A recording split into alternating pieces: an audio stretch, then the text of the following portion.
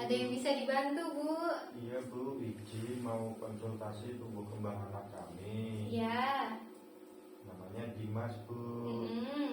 Dimas ini orangnya aktif, makanya teratur. Iya. Tapi akhir-akhir ini si Dimas ini suka emosi tanpa sebab Bu, marah-marah tanpa sebab. Baik Ibu, sebelumnya perkenalkan ya Bu, saya bidan desa yang sedang dinas pada hari ini di Puskesmas, ya.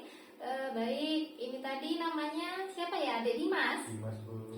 Baik, Dek Dimas, umurnya berapa? 4 tahun Ibu.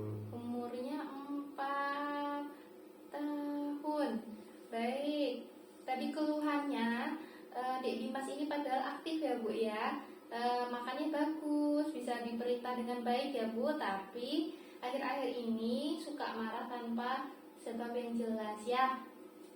Baik, sebelumnya nanti kita akan melakukan tes ini ya Bu, kuesioner masalah perilaku emosional. Namun sebelumnya ini saya periksa dulu tanda-tanda vitalnya ya. Oke, periksa dulu ya Dek ya, Dek Dimas. Oke, untuk hasilnya ini bagus Bu. Untuk denyut nadinya 105 kali per menit dan suhu tubuhnya 36,6 derajat Celcius. Normal ya Bu. Baik. Ini tadi karena keluhannya seperti itu, kita akan melaksanakan pemeriksaan masalah mental dan emosional ya Bu ya, dengan kuesioner masalah perilaku dan emosional. Tujuannya untuk menemukan secara dini masalah perilaku pada emosional, autisme dan gangguan pemusatan perhatian serta hiperaktivitas pada anak. Kenapa? Agar dapat segera dilakukan tindakan intervensi, karena jika terlambat nanti intervensinya akan lebih sulit dan berpengaruh pada tumbuh kembang si ade. Begitu ya Bu ya. Apakah Ibu bersedia? Iya Bu. Ya, nanti saya siapkan untuk kuesionernya. Saya bacakan satu persatu dengan suara yang jelas. Ibu dapat menjawab dengan lantang ya atau tidak, seperti itu ya Bu ya. Nanti hasilnya akan saya bacakan, oke? Baik, kita mulai ya Bu.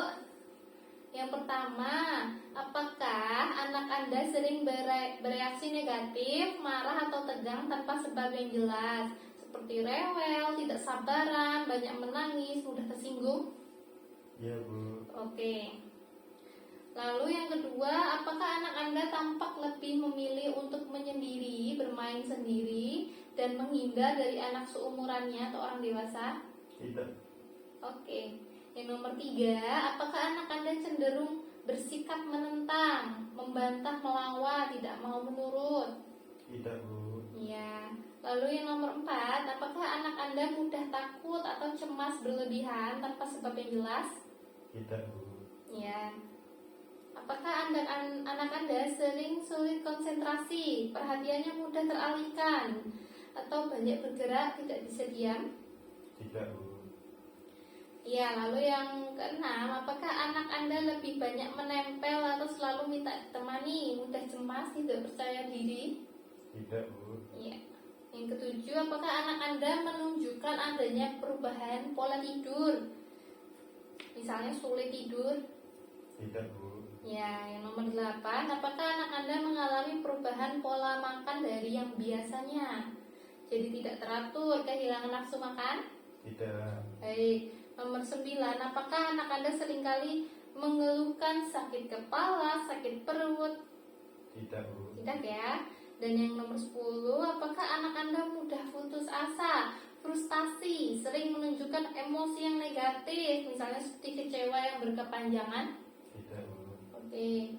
Lalu nomor 11, apakah anak Anda menunjukkan kemunduran pola perilaku dari kemampuan yang sudah dimiliki, misalnya suka ngompol, jadi suka ngisep jempol, tidak mau berpisah dengan orang tuanya?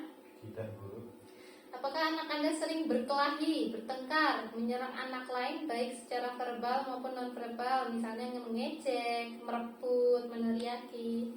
Tidak Bu. Baik, masih ada 2 pertanyaan lagi ya Bu ya. Yang nomor 13, apakah anak Anda sering diperlakukan tidak menyenangkan oleh anak lain? Tidak Bu. Tidak ya. Nomor 14, yang terakhir Bu, apakah anak Anda cenderung berperilaku merusak? Misalnya merusak benda, menyakiti dirinya sendiri? Tidak, Bu. Tidak. Baik. Begini Bu, saya jelaskan ya Bu ya. Dari 14 pertanyaan tadi, itu ada satu pertanyaan yang jawabannya ya. Artinya